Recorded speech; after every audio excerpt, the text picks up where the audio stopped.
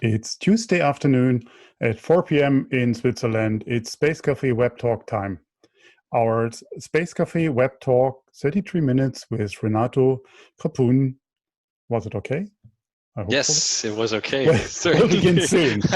Thank you for joining us for this very informative and definitely inspiring event about space innovation made in Switzerland. As always, we really appreciate your participation and your ongoing feedback.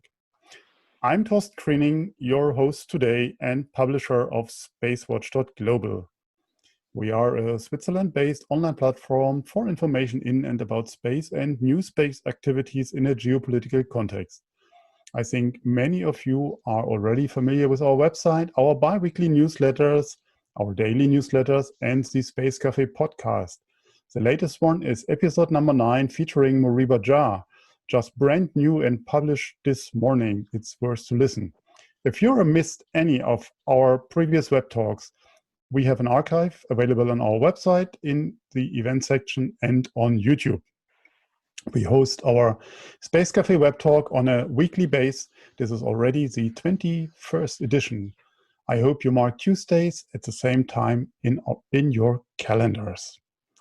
Today, I'm very excited to be joined by a very special guest, Renato Krpoun, the head of the Swiss Space Office. Renato, welcome to the show.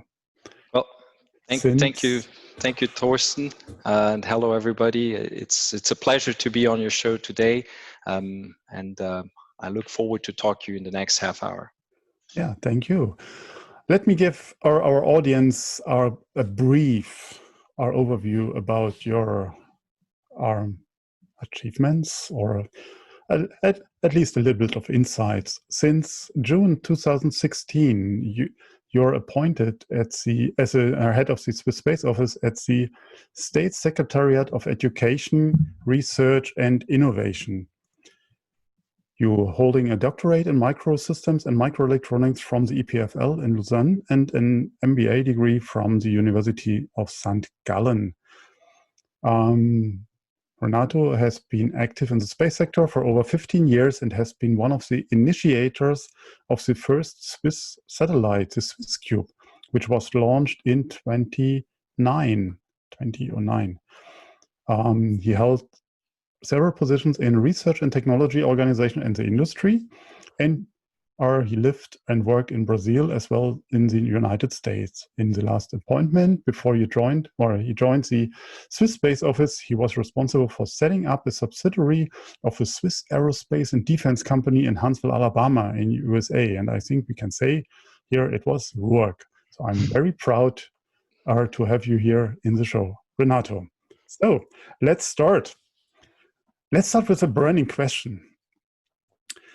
I mentioned earlier that you are working for the government. So what does the SSO, the Swiss Space Office, is doing, and what is the difference to the space agency? Well, thank you very much. And if you look at the question, so the Swiss Space Office is the division of the State Secretariat for Education, Research and Innovation, and we are part of the Federal Department of Economic Affairs, Education and Research.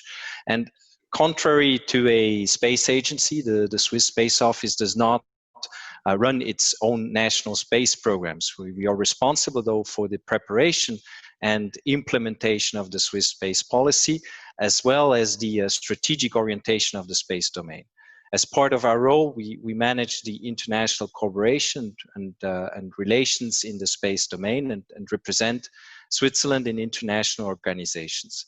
Switzerland is a founding member of the European Space Agency, ESA, and we're going to talk quite a lot about ESA today, and we consider it to be our space agency. This is also reflected in the way we allocate our space R&D budget of roughly 200 million Swiss francs per year, of which 95% go to ESA. The remaining 5% are directed towards projects which position our industry and academia for the ESA ecosystem, as well as projects which permit to enhance the exploitation of results out of the ESA scientific mission. This includes also substantial support to the International Space Science Institute located in Bern. Now, the advantage of having a sole focus ESA and a stable funding allows us to concentrate on high added value contributions to many space missions, and we're going to talk about it later, I guess, and permits us to contribute in a reliable manner to the European space infrastructure. Another aspect of our work includes being the point of contact for national scientific actors and maintaining contact with industry and the user community. And finally, we also work closely together with our federal offices, with other federal offices, to coordinate the different questions touching the space domain. Got it. But let's make a reality check. I mean, today, in a global context, Switzerland is not considered to be one of the top space nations. I mean, there are other strengths when it comes to Switzerland that people think about. So, but it's not space. But I mean, as I know this history quite well, but can you enlighten us a bit about the wide-ranging space heritage you have? And just, I mean, I think that would fill our entire show, or even more. But can you highlight a few of these issues that we see where Switzerland is coming from? Of course, if you take Switzerland, we're a rather small, landlocked country. We're certainly better known for chocolate, cheese, our financial institutions, and watches. That's what you said. but in a sense, I think we should not be taken as a small space nation or somebody who has not space experience, and I will highlight why in the coming minutes. Of course, on the other hand, you cannot compare Switzerland, and we have to be realistic to the large spacefaring nations like the US, France, or Germany. Probably on a global scale, we're somewhere around the 15th, 16th most active country in space. But now, if you look at our contributions to ESA programs and other international missions, our academia and industry is competitive on a global scale and can provide cutting-edge contributions. Let me illustrate this by going through some highlights. Of course, let's move back to 1969, looking back in history. The University of Bern and also ETH are working on the solar wind composition experiment on the Apollo lunar missions. They, of course, stand in the spotlight, and last year we had this big 50-year celebration of this experiment, of this contribution of the Swiss universities to the Apollo mission. Now, the aim at that time was to measure and sample the solar wind outside the Earth's magnetosphere.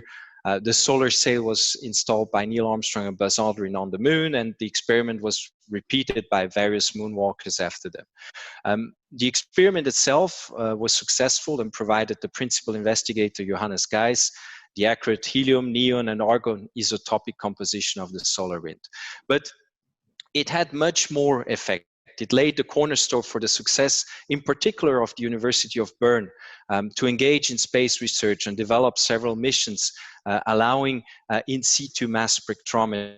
So the kind of that theme was followed on through the decades following, and of course culminated also in the success of the Rosina experiment on Rosetta, which has been a recent prominent mission example. And of course, these instruments are building on different instruments in the past. One has been on Giotto, Ulysses, and so on. And with that, the university has been able to gain experience and become one of the leading universities within this topic.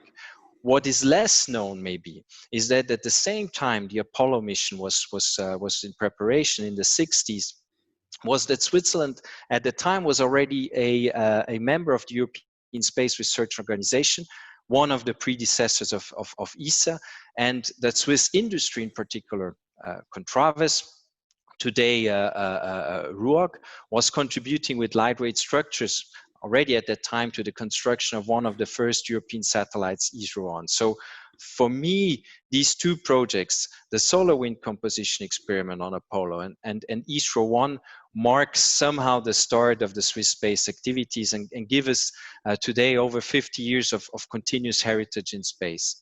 And up to now, if you look back the history, there has been almost not one single European satellite, probe, or launcher which has not benefited in some form or the other from Swiss technology or scientific know-how. And up to now, we're not, we might not be perceived as a big space nation, but this is mostly because we focus on the on niche products. We don't focus on large systems and the entire spacecraft, but we focus on small niches and high added value contributions. If we move forward to, let's say, a more recent type, and we look into recent examples, I can give two maybe. One is the atomic clocks, for example, which were developed by the Observatory of Neuchâtel, today part of the CSCM, which were then transferred to industry and provide today clock signals to the Galileo navigation satellites. And this is a very good example of this high added value niche product.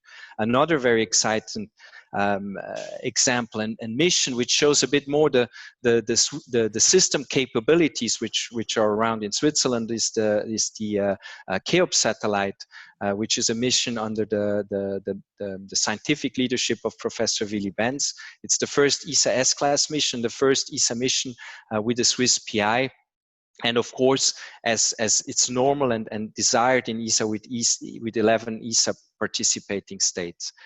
So there the mission was selected in 2012 and launched in December 2019, which is very rapid for a ESA mission. And of course, let's say the fact that just a couple of months before the launch of the mission, the leader of the science committee, which is Professor Didier Queloz, won the Nobel Prize for discovering exoplanets, has been kind of the cherry on the cake. So Torsten, if I've conclude on your questions, yeah, over the past 50 years, we have thrived in various niches, high precision mechanisms and structures, atomic clocks, photonic technologies, technologies for scientific instruments, and I expect that this portfolio will broaden further in the future. Let's talk about the future, and thank you very much for this wrap up of the last 50 years of history. So, I mean, you mentioned Cheops as one of the current projects, but I'm quite sure there are other missions in the making or also in the planning. So, where do we stand now? Where does Switzerland stands now in terms of missions? So. Yes, of course, again, in the framework of ESA, our scientific and industrial communities working to contribute to various upcoming missions in all four pillars of ESA activities. Examples are instruments on the Jupiter Icy Moon Explorer. We're working on contributions to Ariane 6, Vega C, Space Rider, for example. The cold structure will come from Switzerland. Contributions to Copernicus Space Component 4.0, and so on. So there is the ESA framework. And I've seen there is a question on the cooperation with Ukrainian aerospace stakeholders. I can give maybe an insight also on how we cooperate beyond ESA. So we typically it's bottom up. We have the researchers, or we have industry which work on a program.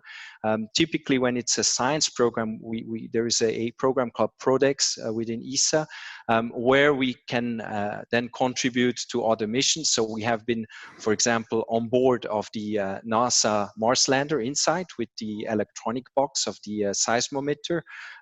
We are currently working on contributions for on JAXA's X-ray imaging and spectroscopy missions.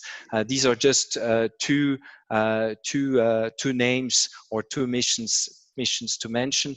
And with regards to the Ukrainian question, I think there is also one technology payload foreseen to be flown in the future on an Ukrainian mission.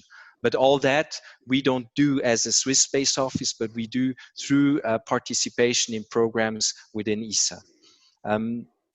If we go now into missions which are more particular to Switzerland, of course, one very exciting mission is the active debris removal in orbit servicing mission, so ADRIOS, which is done where the EPFL startup ClearSpace has the industrial prime and is the lead.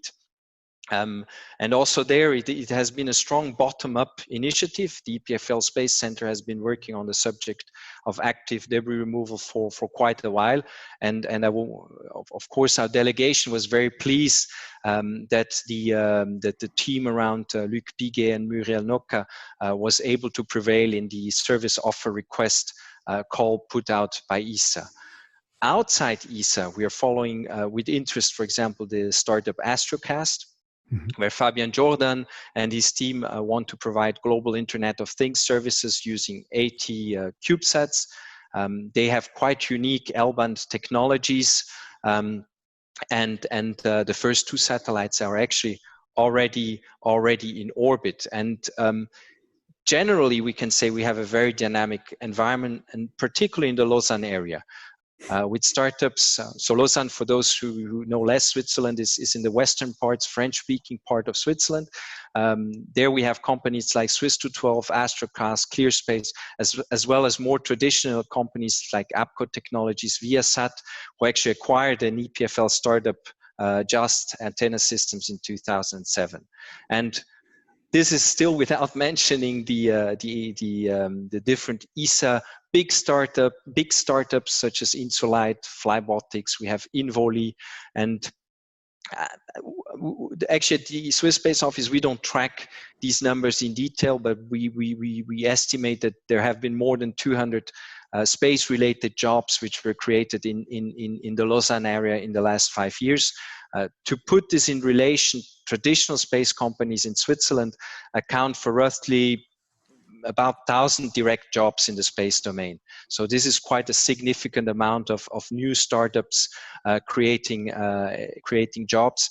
These startups typically have a deep tech background, come from the federal institutes or from the universities, and have been quite effective in attracting venture capital funds. And we have seen these amounts increasing over the last few years.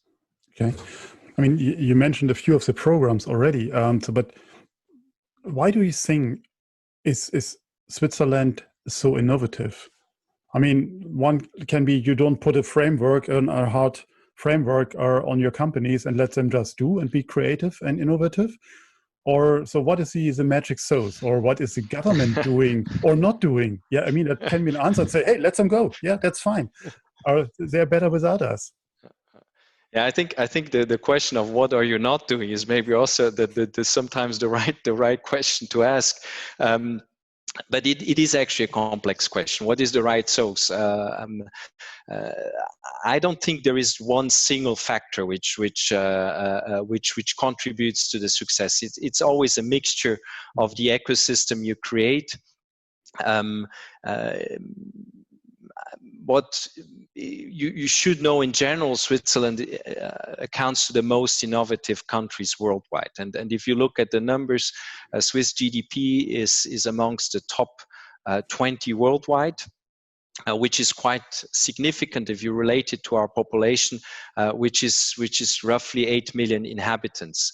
And we can identify some drivers to this success. One is certainly federalism, the bottom-up culture, which you somehow already mentioned, which fosters diversity and competition, and gives also the population, in a sense, ownership. And this also includes our form of direct democracy. Then another element to the success is a highly liberal economy, where we strongly focus on competitiveness and quality. We are also very open on an international level for goods, labor. Of course, there's the element of stability, the government stability, and I guess last but not least, and there I have to do also a bit of publicity for our education, research, and innovation system is a very high quality education system, and there, if you'll just allow me to say some words about the education, research, and innovation system, certainly bottom up, researchers take personal initiative in the submission of the research proposals.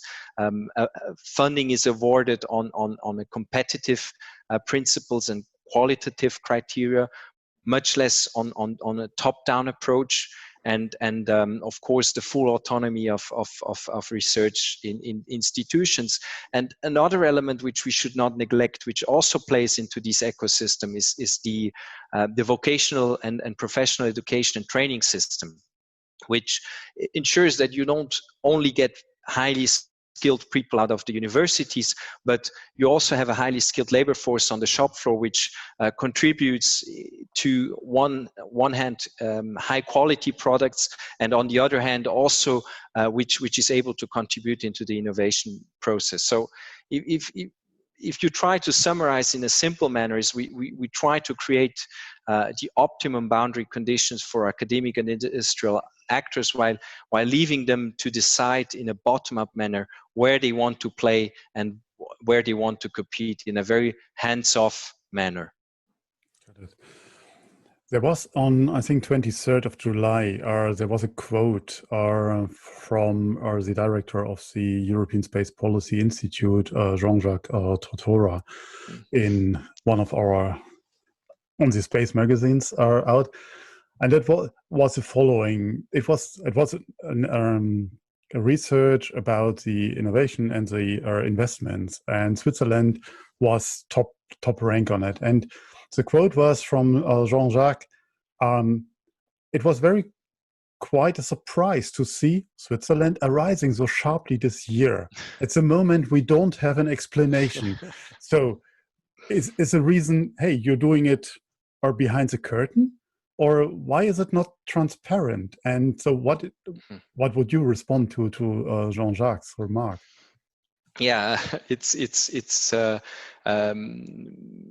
mean, of course, we're not surprised about this situation. In the last year, if 10 of our startups managed to raise certainly something like a combined 40 million euros in risk capital, which actually puts us in second place in Europe with regards to risk capital. And we're not surprised, because it's something we expect out of the environment which has been created. Of course, I did not necessarily yet mention maybe the BIC, which has its own particular architecture. But what actually surprises me more is that by applying the principles we see in the rest of the economy, which has worked quite well, which is, as I mentioned, bottom-up approach, competition, autonomy, liberalism, and so on, that they're actually working quite well in the space domain, which is typically a domain which is characterized by let's say, the opposite, where we have strong top-down initiatives, we have certain protectionism, and in a sense, we're quite surprised that this worked so well, and that the companies are thriving. Yeah. Okay, interesting to see. So we see here a number of questions are from our quite strong Indian community that follows us every time. So, and one question from Priyanka is: do you have a public-private partnership initiatives in the space sector in Switzerland? I assume it is about Switzerland. Is that a model that is available there? Yeah, I think we have distinguished two elements in there. One is on one hand is ESA itself. So ESA has the possibility within the ESA programs. There are possibilities, for example, if you take the ARTIS program, to have co-funded projects, which are public-private partnership initiatives at the end. This is more on the ESA side, and depending on the programs, this can take different shapes and forms. On the other hand, on the national side, we have instruments through our innovation agency, InnoSwiss, where, for example, companies can work together with academic actors, university, federal institutes of technology, and so on, to participate in such projects. And this is not just limited to space; it's basically something which is open to all the domains. Okay, so is there a particular program you have in mind which is there for public-private partnerships in space in Switzerland as of today? As of today, again, I think Artis is one, which is through ESA, but it's yeah, good. But Artis is a framework or for. And within the national, you have within the InnoSwiss. I'm not familiar with all the details of the instruments, but you have an instrument where you basically can request research funding for industry and for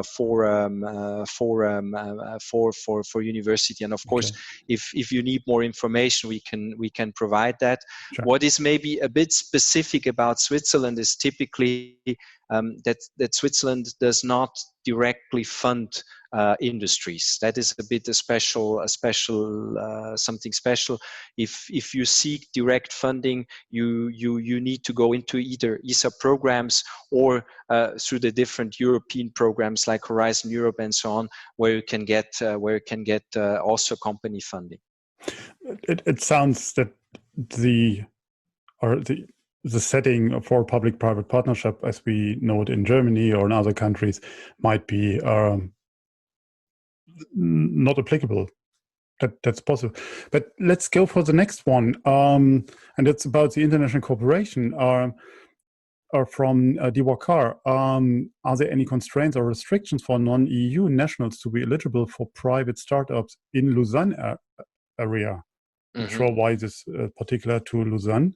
But no, I mean, in principle, I would not see restrictions. That, I mean, depends on the company and what you want to do. But there's in principle no restriction to opening a startup in Switzerland.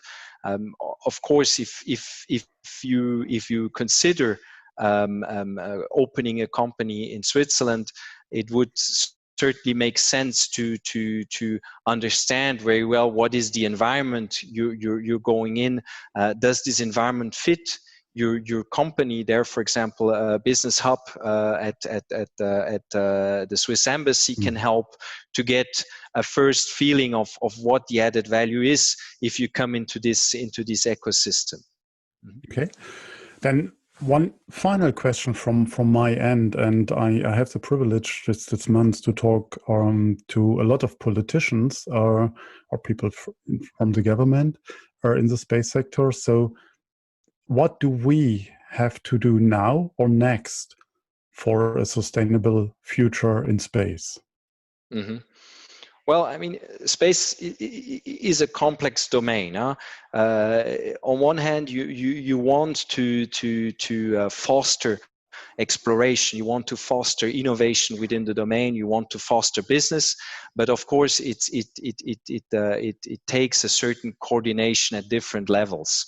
I think, for example, ESA has been a very good example of how on a European level you can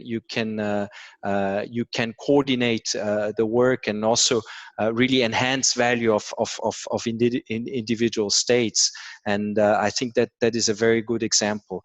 And for us, I think if I look more at the European level, it's certainly important to advocate for an open space domain across Europe, where the different states benefit from the know-how from each other, and of course on a more international level, than to look how can we make space initiatives sustainable in the long term. But while still keeping on head not to, let's say, over-regulate things before we don't even know what we can do. So we have to find the right equilibrium. Otherwise, the dynamic we have created or space has developed over the last few years, that it doesn't come to a stop. So it has to be very well equilibrated to get the right dynamics. That's a good one. And as we are running out of time, I'm afraid that we have to come to an end. Or even so, it would be. I would like to enjoy to continue this exciting talk with you, but be sure that we will follow up on space innovations on our future Space Café WebTalks and in our magazine. And we have in our lineup in a month from now, which I'm not announcing right now, another important person from Switzerland in the space sector we would like to talk to. So, but our next events are on the next week, on the 25th, I'm speaking to the German federal government coordinator for aerospace policy in Germany, Thomas Jatzombeck, about space in Germany and Europe. Then on the 1st of September, I'm thrilled I'm thrilled to talk with Jean-Jacques Dordain, the ex-ESA Director General, about European new space. I think that's also something that is very important for all of us. And now on the 8th of September, I will talk with Maruška Stra, the Executive Secretary at the World Space Week Association, about this year's planning and why it is so important to join them. All events are online on Eventbrite as usual. And as always, we would like to hear your feedback, so please check in with us on Twitter, Facebook, LinkedIn. Don't forget to sign up to our daily or bi-weekly newsletter. And thank you all very much for your interest. And thank you especially, Renato, for this exciting talk and being my guest. And thanks again to my entire team behind the scenes for doing this great job week by week again. I hope you all will stay safe and stay healthy. And thanks for joining us. I hope to see you next week. In the meantime, visit our website and follow us on social media. Thank you very much. Thank you, Torsten. Renato, bye-bye. Bye-bye. Thank you.